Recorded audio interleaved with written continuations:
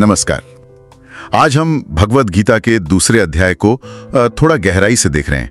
हमारे पास कई स्रोतों से जानकारी है, वेबसाइट्स हैं, कुछ नोट्स भी हैं और भाष्य। कोशिश यही है कि इसकी जो मुख्य बातें हैं, जो शिक्षाएं हैं, उन्हें आसान भाषा में पकड़ सकें। तो शुरुआत होती है अर्जुन से। वो बहुत दुखी हैं, भ्रमित हैं, कर्तव्य क्या है समझ नहीं पा रहे और कृष्ण से मदद मांगते हैं।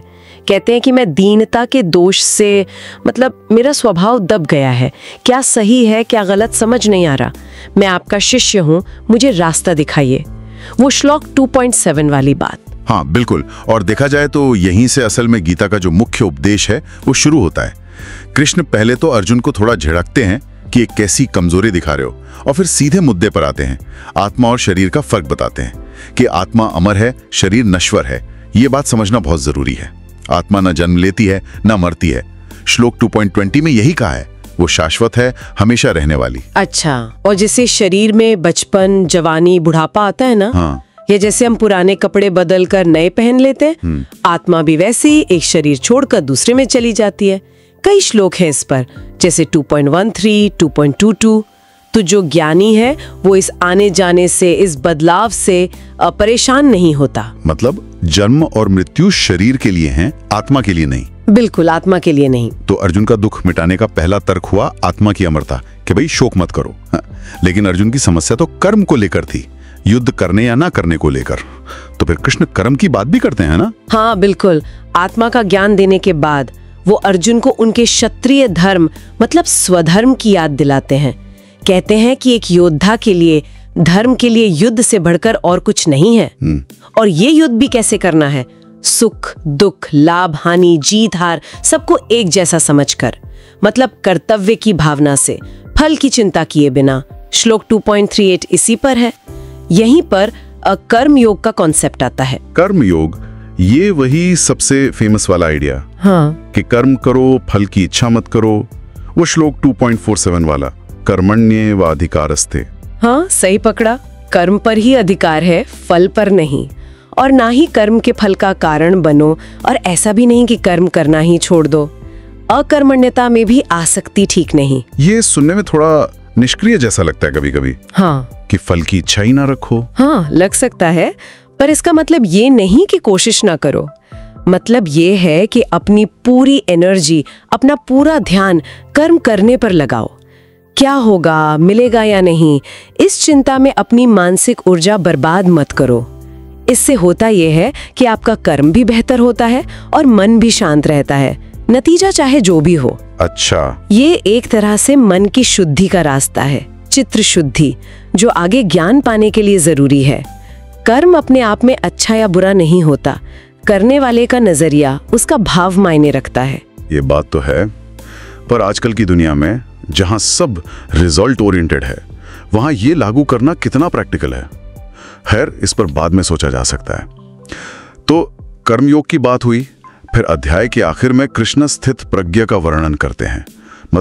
जिसकी बुद्धि स्थिर है, वो कैसा होता है, उसकी क्या पहचान है? हाँ, स्थित प्रज्ञ बहुत सुंदर वर्णन है। श्लोक 255 में कहते हैं कि जब इंसान अपने मन की सारी इच्छाएं, कामनाएं छोड़ देता है और बस अपनी आत्मा में ही खुश रहता है, संतुष्ट रहता है, तब वो स्थित प्रज्ञ कहलाता है। वो दुख में घबराता नहीं, सुख के पीछे भागता नहीं, राग, भय, क्रोध इन सब से ऊपर उठ जाता है। और वो इंद्रियों को वश में रखने वाली बात, जैसे कछुआ। हाँ, श्लोक 2.58, जैसे कछुआ खतरा देखकर अपने अंग समेट लेता है ना, वैसे ही स्थित प्रज्ञ अपनी इंद्रियों को बाहरी चीजों से, विषयों से खींच लेता है, अपने वश में रखता है। सोचिए जैसे कोई बहुत अनुभवी डॉक्टर है, इमरजेंसी में भी एकदम शांत रहकर अपना काम करता है, भावनाओं में नहीं बहता। कुछ वैसा ही कंट्रोल होता है स्थित प्रज्ञ का अपने मन और इंद्रियों पर। और अंत में श्लोक 2.71 कि जो सब इच्छाएं, ममता, अहंकार छोड़ देता है, उसे परम शांति मिलती है। बिल्कुल, स्थित प्रज्ञ वो अवस्था है जहां बाहर चाहे कितनी भी उथल पुथल हो, इंसान अंदर से एकदम शांत स्थिर रहता है। तो अगर हम संक्षेप में देखें तो अध्याय 2 हमें अर्जुन के दुख से निकालकर पहले आत्मा की अमरता बताता है, फिर निष्काम कर्म यानी कर्म योग का रास्ता दिखाता है, और आखिर में एक आदर्श स्थिति स्थित प्रज्ञ हमारे सामने रखता है। एक तरह से दुख और भ्रम से ज्ञान और शांति तक की यात्रा है ये। बिल्कुल सही कहा। ये अध्याय जीवन के जो द्वंद्व हैं, जो उतार चढ़ाव हैं, उनके बीच संतुलन साधना और अपना कर्तव्य निभाना सिखाता है। हाँ, और जो हमारे स्रोत थे उनसे भी यही मुख्य बात निकल कर आती है कि नतीजे की चिंता किए बिना एक शांत मन से अपने काम पर फोकस करना। अब सोचने वाली बात यह रह जाती है कि आज की जो ये भागदौड़ वाली जिंदगी है, जो इतनी रिजल्ट फोकस्ड है, उसमें ये फल की इच्छा ना रखने वाला सिद्धांत क्या हम सच में कहीं पर किसी रूप में अपना सकते हैं? इस सवाल के साथ आज की बात खत्म करते हैं। इस पर सोचा जा सकता है। सत श्री अकाल जी। हाँ जी। ਅੱਜ ਆਪਾਂ ਨਾ ਭਗਵਤ ਗੀਤਾ ਦੇ ਦੂਜੇ ਅਧਿਆਏ ਜਿਹਨੂੰ ਸੰਖਿਆ ਯੋਗ ਵੀ ਕਹਿੰਦੇ ਨੇ ਉਸ ਤੇ ਥੋੜੀ ਗੱਲਬਾਤ ਕਰਾਂਗੇ, ਡੂੰਘਾਈ ਨਾਲ ਸਮਝਣ ਦੀ ਕੋਸ਼ਿਸ਼ ਕਰਾਂਗੇ। ਸਾਡੇ ਕੋਲ ਵੱਖ-ਵੱਖ ਵਿਦਵਾਨਾਂ ਦੀਆਂ ਵਿਆਖਿਆਵਾਂ ਨੇ ਤੇ ਮਕਸਦ ਬਸ ਇਹੀ ਹੈ ਕਿ ਇਸ ਦੀਆਂ ਜਿਹੜੀਆਂ ਮੇਨ ਗੱਲਾਂ ਨੇ ਉਹ ਸੌਖੀ ਪੰਜਾਬੀ ਚ ਸਮਝ ਆ ਜਾਣ। ਹਾਂਜੀ। ਤੇ ਇਹ ਸ਼ੁਰੂ ਉੱਥੋਂ ਹੁੰਦਾ ਜਿੱਥੇ ਅਰਜੁਨ ਬੜਾ ਮਤਲਬ ਦੁਖੀ ਹੈ, ਪੰਬਲ ਪੂਸੇ ਚ ਹੈ ਕਿ ਆਪਣੇ ਬੰਦਿਆਂ ਨਾਲ ਕਿਵੇਂ ਲੜਨਾ। ਬਿਲਕੁਲ ਜੀ, ਅਰਜੁਨ ਤਾਂ ਇੱਕ ਤਰ੍ਹਾਂ ਨਾਲ ਹਥਿਆਰ ਹੀ ਸੁੱਟ ਦਿੰਦਾ, ਕਹਿੰਦਾ ਮੈਂ ਨਹੀਂ ਲੜਨਾ। ਤੇ ਉਸੇ ਵੇਲੇ ਉਸ ਦੀ ਇਸ ਹਾਲਤ ਤੇ ਜਵਾਬ 'ਚ ਹੀ ਸ਼੍ਰੀ ਕ੍ਰਿਸ਼ਨ ਦਾ ਉਪਦੇਸ਼ ਸ਼ੁਰੂ ਹੁੰਦਾ ਹੈ। ਇਹੀ ਹੈ ਸੰਖਿਆ ਯੋਗ, ਮਤਲਬ ਗਿਆਨ ਦਾ ਰਾਸਤਾ। ਇਹ ਉਹ ਗਿਆਨ ਹੈ ਜਿਹੜਾ ਆਤਮਾ ਤੇ ਸਰੀਰ ਦਾ ਫਰਕ ਸਮਝਾਉਂਦਾ ਹੈ। ਅੱਛਾ। ਤੇ ਇਹੀ ਅਰਜੁਨ ਦੀ ਜਿਹੜੀ ਉਲਝਣ ਹੈ ਉਸ ਨੂੰ ਦੂਰ ਕਰਨ ਦਾ ਪਹਿਲਾ ਕਦਮ ਹੈ। ਤਾਂ ਸਭ ਤੋਂ ਪਹਿਲਾਂ ਕ੍ਰਿਸ਼ਨ ਆਤਮਾ ਦੀ ਗੱਲ ਕਰਦੇ ਨੇ। हाँ जी, कि आत्मा अमर है। हाँ जी बिल्कुल। मुख्य गल यही है कि देखो आत्मा कदे खत्म नहीं हुंदी। शरीर आउंदे जांदे रहंदे ने पर आत्मा ना जमदी है ना मरदी है। ਇੱਕ ਬੜੀ ਸੋਹਣੀ ਉਦਾਹਰਣ ਵੀ ਦਿੱਤੀ ਹੈ, ਜਿਵੇਂ ਆਪਾਂ ਪੁਰਾਣੇ ਕੱਪੜੇ ਲਾ ਕੇ ਨਵੇਂ ਪਾ ਲੈਂਦੇ ਆ ਨਾ। हाँ जी हाँ जी। ਬਸ ਉਸੇ ਤਰ੍ਹਾਂ ਆਤਮਾ ਪੁਰਾਣਾ ਕਮਜ਼ੋਰ ਸਰੀਰ ਛੱਡ ਕੇ ਨਵਾਂ ਲੈ ਲੈਂਦੀ ਹੈ। ਆਤਮਾ ਨੂੰ ਦੇਖਿਆ ਨਹੀਂ ਜਾ ਸਕਦਾ, ਸੋਚਿਆ ਨਹੀਂ ਜਾ ਸਕਦਾ ਪੂਰੀ ਤਰ੍ਹਾਂ। ਇਹ ਬਦਲਦੀ ਨਹੀਂ, ਕੋਈ ਚੀਜ਼ ਇਸ ਨੂੰ ਕੱਟ ਸਾੜ ਗਾਲ ਨਹੀਂ ਸਕਦੀ। ਇਹ ਤਾਂ ਬਹੁਤ ਮਤਲਬ ਗਹਿਰੀ ਗੱਲ ਹੋ ਗਈ, ਪਰ ਅਰਜੁਨ ਦੇ ਉਸ ਵੇਲੇ ਦੇ ਸੰਕਟ ਲਈ ਇਹ ਕਿਵੇਂ ਮਦਦਗਾਰ ਸੀ? ਦੇਖੋ, ਇੱਥੇ ਨਾ ਅਸਲੀਅਤ ਯਾਨੀ ਤੱਤਵਾਂ ਨੂੰ ਸਮਝਣ ਦੀ ਲੋੜ ਪੈਂਦੀ ਹੈ।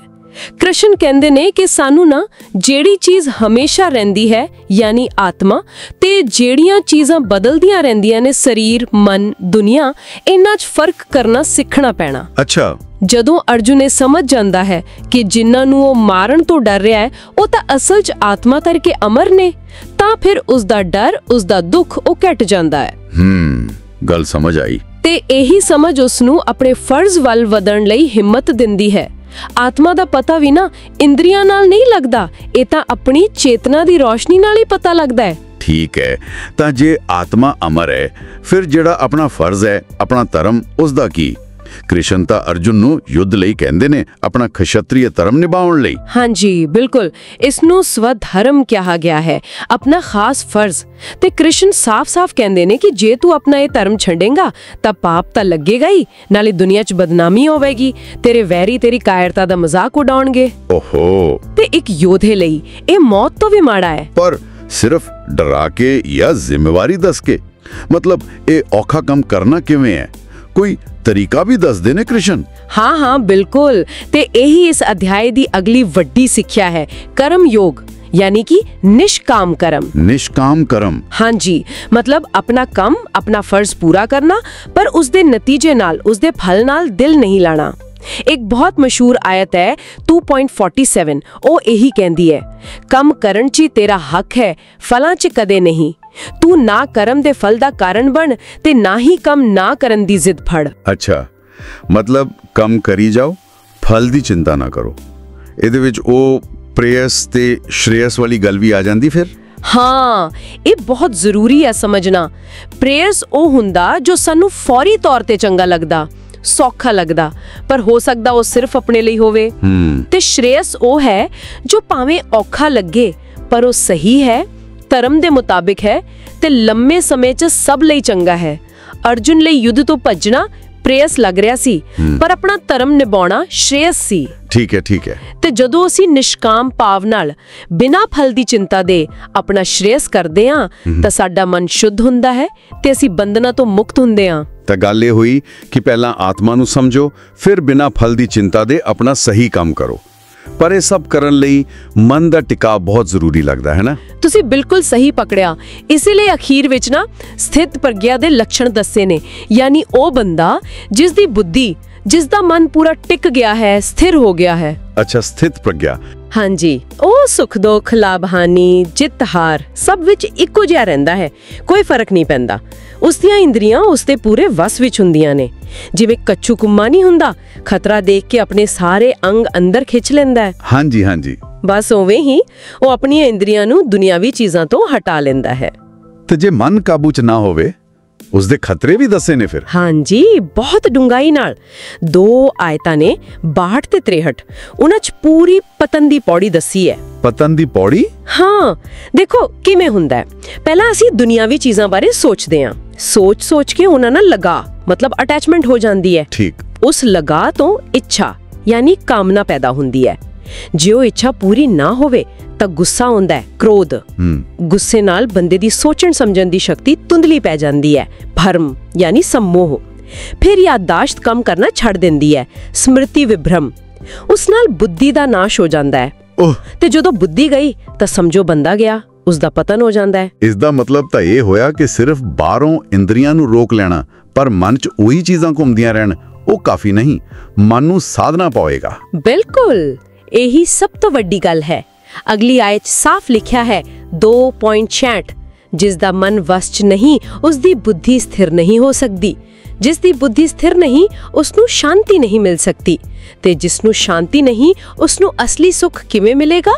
ਵਾਹ, ਬਹੁਤ ਕਮਾਲ ਦੀ ਗੱਲ ਹੈ। ਇਸ ਲਈ ਮਨ ਦੀ ਸਥਿਰਤਾ ਹੀ ਅਸਲ ਗਿਆਨ ਦਾ ਤੇ ਸਹੀ ਕਰਮ ਕਰਨ ਦਾ ਆਧਾਰ ਹੈ। ਤਾਂ ਜੇ ਆਪਾਂ ਸਾਰੀ ਗੱਲ ਨੂੰ ਸਮੇਟੀਏ ਤਾਂ ਇਸ ਦੂਜੇ ਅਧਿਆਇ ਦਾ ਮੁੱਖ ਸੁਨੇਹਾ ਇਹ ਹੋਇਆ ਕਿ ਆਪਣੀ ਅਸਲੀ ਪਹਿਚਾਨ ਯਾਨੀ ਅਮਰ ਆਤਮਾ ਨੂੰ ਜਾਣੋ, ਨਤੀਜਿਆਂ ਦੀ ਪਰਵਾਹ ਕੀਤੇ ਬਿਨਾ ਆਪਣਾ ਸਹੀ ਫਰਜ਼ ਨਿਭਾਓ, ਤੇ ਇਹ ਸਭ ਕਰਨ ਲਈ ਆਪਣੇ ਮਨ ਨੂੰ ਸਥਿਰ ਕਰੋ, ਟਿਕਾਓ ਵਿੱਚ ਲਿਆਓ, ਤਾਂ ਜੋ ਅਸਲੀ ਸ਼ਾਂਤੀ ਮਿਲ ਸਕੇ। ਇਹੀ ਹੈ ਨਾ? ਹਾਂਜੀ, ਤੁਸੀਂ ਬਿਲਕੁਲ ਸਹੀ ਸਾਰ ਕੱਢਿਆ।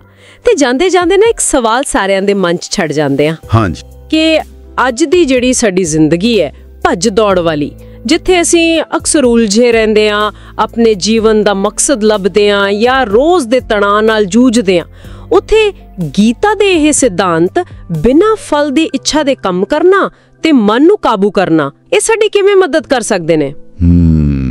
ਸੋਚਣ ਵਾਲੀ ਗੱਲ ਹੈ। ਕਿ ਇਹ ਸਮਝਣਾ ਕਿ ਮਨ ਦੀ ਸ਼ੁੱਧਤਾ ਤੇ ਸਥਿਰਤਾ ਤੋਂ ਬਿਨਾਂ ਸਾਰਾ ਗਿਆਨ ਵੀ ਅਧੂਰਾ ਹੈ। ਸ਼ਾਇਦ ਇਹੀ ਸਾਡੀ ਅਸਲੀ ਤਰੱਕੀ, ਰੂਹਾਨੀ ਵੀ ਤੇ ਦੁਨਿਆਵੀ ਵੀ, ਉਸ ਦੀ ਅਸਲ ਚਾਬੀ ਹੈ।